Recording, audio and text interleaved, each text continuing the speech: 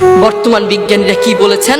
বর্তমান বিজ্ঞানীরা বলেন একজন সুস্থ মানুষকে, একজন জীবন্ত মানুষের হাত পা ধরে ভেঙে দিলে একজন জীবন্ত মানুষ যতটুকু কষ্ট পায়, একজন মা তার চেয়েও বেশি কষ্ট পায় তার সন্তানকে জন্ম দেওয়ার সময়। আল্লাহু আকবার। এরপরেও কেন আমাদের মায়ের প্রতি ভালোবাসা নেই? কেন আমাদের মায়ের প্রতি ভালোবাসা নেই? একদিন আব্দুল্লাহ ইবনে ওমর রাদিয়াল্লাহু তাআলা আনহু কাবার পাশে দাঁড়িয়েছিলেন। তিনি দেখলেন একজন যুবক তার মাকে কাঁধে করে করে তাওয়াফ করাচ্ছে।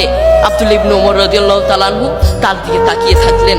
এরপর যুবকটি আব্দুল্লাহ ইবনে ওমর রাদিয়াল্লাহু তাআলা আনহুর কাছে এসে বললেন, আমি কয়েকটা বছর এভাবে আমি আমার মাকে কাঁধে করে বেড়াই, আমি আমার মাকে বাথরুমে নিয়ে যাই কাঁধে করে, আমি আমার মাকে খাওয়াতে নিয়ে যাই কাঁধে করে, প্রত্যেকটা জায়গায় আমি আমার মাকে এভাবে কাঁধে করে নিয়ে যাই। আপনি বলুন, আপনার কাছে আমার প্রশ্ন, আমি কি আমার মায়ের হক আদায় করতে পেরেছি?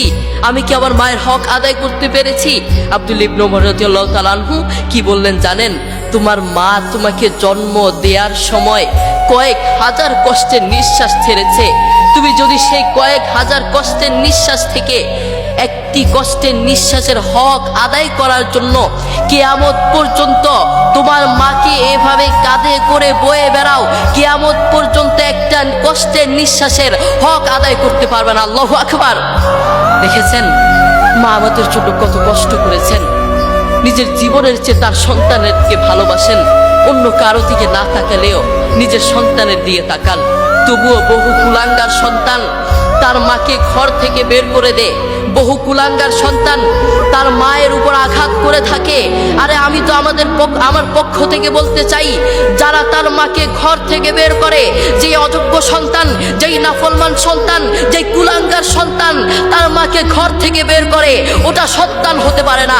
আসমানের নিচে জমিনের রূপে ওই সন্তানের মতো নাফরমান আর কে হতে পারে?